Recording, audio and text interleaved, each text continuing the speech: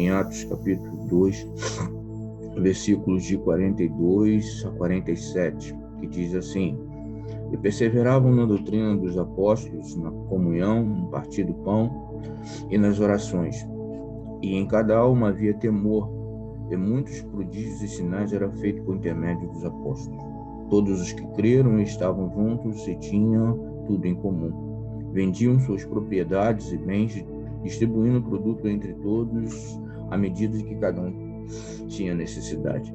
Diariamente perseveravam unânimes no templo, partiam pão de casa em casa, tomavam as suas refeições com alegria e singeleza do coração, louvando a Deus e contando com a simpatia de todo o povo. Enquanto isso, acrescentavam o Senhor dia a dia os que iam sendo salvos. Pai amor, nós te colocamos em tua presença esse pequeno período de meditação na tua palavra, e que tu possas estar falando nos nossos corações mais uma vez. Ó Senhor, queremos ser, Senhor, uma igreja como a igreja primitiva, e por isso ansiamos, Senhor, por um avivamento sobre as nossas vidas, sobre a igreja, sobre o Brasil. O mundo clama por um avivamento. E, Senhor, nós pedimos, Senhor, que tu derrames esse avivamento sobre as nossas vidas. Amados irmãos, esse texto é resultado de um avivamento que aconteceu em Jerusalém com a descida do Pentecostes. Mais para trás nós vamos ver que quando o Senhor Jesus Cristo subiu aos céus, ele pediu ao seu povo, aqueles que estavam com ele, que ficassem reunidos em Jerusalém. E eles ficaram reunidos em torno de 10 dias, orando, ansiando pelo derramar do Espírito Santo. E nós vimos aqui a igreja primitiva como avivamento. E eu vejo essa igreja aqui com 4 pilares muito importantes, que são indispensáveis para a nossa igreja, para a nossa denominação, para a nossa vida. Por mais que a gente possa estar pensando assim, mas pastor, eles estavam aqui depois de um avivamento. Nós devemos entender que o Espírito Santo ele já foi derramado sobre toda a carne. Nós temos o Espírito Santo na nossa vida, nós temos o Espírito Santo conosco, e nós clamamos que um avivamento, que Deus possa estar movendo os nossos corações, mas o Espírito Santo já foi derramado. Então, essas questões que estão aqui, esses pilares aqui, nós podemos estar trazendo para a nossa vida, para a nossa igreja. Podemos estar trabalhando esses pilares aqui, como o primeiro pilar que nós vemos aqui, que a igreja era uma igreja firmada na doutrina, era uma igreja bíblica, era uma igreja centrada na Bíblia, era uma igreja onde os cristãos, os seus membros, que eram em torno de mais de 3.000 membros que foram convertidos com a pregação do apóstolo Pedro, eles viviam conforme a Escritura orientava a eles a viver, ou nos orienta a viver. Hoje existe uma dificuldade de cumprirmos a palavra de Deus, a começar muitas vezes pelos líderes da igreja. E essa igreja aqui era pautada na doutrina, vivia conforme a Bíblia orientava a viver. O segundo pilar que a gente vai ver aqui é que a igreja primitiva, ela vivia em comunhão. Talvez uma das maiores dificuldades da igreja de hoje é viver em comunhão, é comungar, é viver em unidade, é viver em favor do próximo. Nós vemos aqui nessa igreja a ação social muito forte, pessoas trabalhando por aqueles que necessitam, aqueles que precisam, os mais pobres, os que passam dificuldades. A gente vai ver que a igreja, no versículo 44, no verso 44, diz que todos creram e estavam juntos e tinham tudo em comum. Muitas vezes hoje passamos do lado de pessoas carentes e muitas vezes não ajudamos. E isso não é só da igreja. A igreja primitiva, ela trabalhava não só com os membros, mas sim trabalhava com toda a comunidade. E hoje, nesse período de pandemia, em que muitos estão passando por dificuldade financeira, dificuldade de comprar o seu alimento diário, de sustentar as suas famílias, muitas vezes viramos as costas. Às vezes a nossa igreja ela faz movimento, a Igreja Congregacional de Alcântara, a qual eu faço parte, trabalha forte na ação social, mas nós como indivíduos podemos fazer na rua de nossa casa, às vezes na comunidade próxima da nossa casa, nós podemos estar ajudando. Às vezes não temos muito, mas podemos ajudar com 1 quilo de arroz, 1 quilo de feijão. Nós podemos ajudar, nós podemos matar a fome de alguém. E essa igreja fazia isso. Um ponto de comunhão. O segundo ponto que nós vamos ver era a unidade. O povo estava junto a todo tempo. A irmã Elva estava falando mais cedo a respeito disso, de a igreja não estar envolvida. Nós precisamos nos envolver. A igreja precisa ter unidade. Nós precisamos ter unidade entre irmãos, entre pastores, entre líderes. Precisamos ter unidade. Às vezes não temos e achamos que é normal. Não é normal. Não é isso que Deus nos orienta, não é isso que Deus nos manda. Deus nos manda ter comunhão, Deus nos manda ter unidade. E não pede, Ele manda ter unidade. E falta isso para a gente, falta ter unidade. O povo estava junto no templo e em casa, o texto vai dizer isso. Todo dia eles estavam juntos no templo, estavam juntos em casa. Eles se reuniam, talvez, para tomar um café, para almoçar, para jantar, talvez um junta-panela, não sei aqui, a forma que eles trabalhavam lá, mas dizem que o povo, no versículo 46, diz, diariamente perseveravam unanimemente no templo, partia o pão de casa em casa, tomava suas refeições juntos.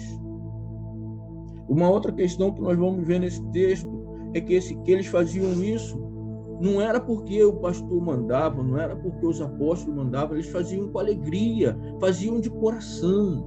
Às vezes falta-nos em nosso meio a alegria de servir ao Senhor.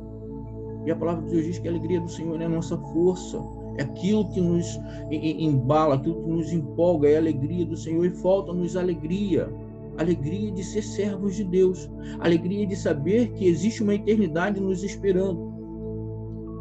E diz o texto ainda que essa situação de perseverança, de unidade no tempo, de partir o pão, que isso eles faziam com simplicidade no coração. Era algo que brotava no coração. Um outro ponto que a gente vai ver também, que essa igreja, ela adorava, era uma igreja que adorava o Senhor, que a igreja que buscava adoração. Diz o texto, finalizando, que essa igreja louvava a Deus, adorava o Senhor, tinha tempo de louvor, tinha tempo de adoração. E quantas vezes, amados irmãos, a igreja do Senhor acha pesado, fardo pesado, ir para a igreja adorar, ou adorar na sua casa, ou ao invés de estar gastando tempo com coisas e questões espirituais, às vezes estamos perdendo muito tempo com o celular, no Facebook, nas redes sociais, e deixamos de adorar ao Senhor. O texto diz que, finalizando, que essa igreja, ela tinha simpatia do povo, a comunidade local gostava da igreja. A igreja trabalhava de tal forma que ela era bem vista pela comunidade, que o pastor era querido pela comunidade. Amados irmãos, quantas igrejas hoje que a sua comunidade é indiferente à sua igreja? Quantas comunidades hoje estão fechadas porque quantas igrejas estão fechadas porque talvez não se aproximou tanto da sua comunidade? Nós precisamos, amado, sair das quatro paredes e trabalhar na comunidade, seja ela próxima, longe, mas precisamos disso, se nós queremos ser igual à igreja primitiva. E uma outra coisa para finalizar, era uma igreja que evangelizava. uma igreja que trabalhava com evangelismo, trabalhava com missões, uma igreja que o Senhor diz, né, o texto, o Lucas, o médico Lucas vai falar, e acrescentava o Senhor dia a dia os que iam sendo salvos. Evangelismo. A igreja já tinha mais de 3.000 membros. Talvez os irmãos poderiam estar pensando assim, vamos parar, tá bom, a igreja está difícil. É difícil administrar uma igreja com 3.000 membros. Mas essa igreja aqui evangelizava. Essa igreja se preocupava de ganhar almas, de pregar a palavra, de pregar sobre o reino, de pregar sobre vida eterna. Às vezes, deixamos de fazer isso, deixamos de evangelizar, deixamos de falar do amor e da graça de Deus. Nós precisamos voltar ao primeiro amor. Para finalizar, e finalizando mesmo, que eu falei 3 vezes finalizando, não finalizei, eu queria deixar uma palavra para a liderança do Ora Brasil. Essa igreja era uma igreja que perseverava.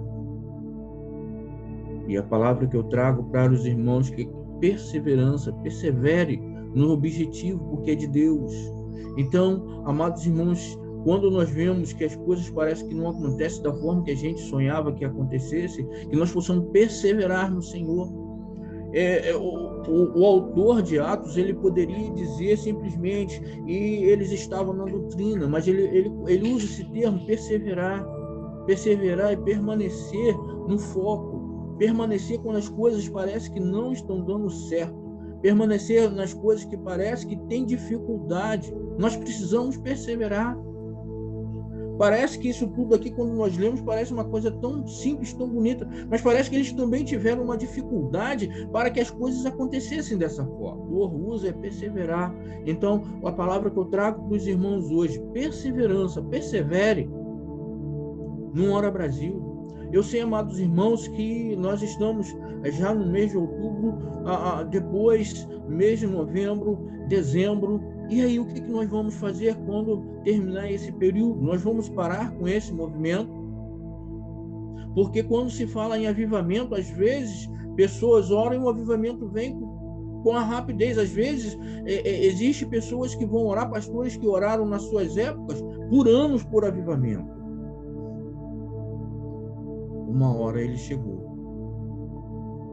Nós precisamos perseverar até que Deus derrame o avivamento que Ele quer para a nossa denominação, que Ele quer para a nossa igreja, que Ele quer para o nosso bairro, para o nosso estado, para o nosso Brasil. É o que eu deixo para os irmãos. Perseverança. E antes que isso aconteça, que tal nós tentarmos botar em prática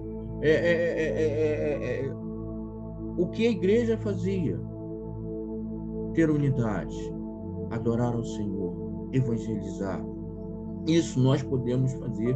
Nós não podemos ficar parados esperando. Nós precisamos colocar isso em prática. Que Deus abençoe a vida dos irmãos. Eu louvo a Deus pelo movimento Ora Brasil, que tem edificado a minha vida e tenho certeza que tem edificado a vida de muitos irmãos. Que Deus abençoe a vida de vocês.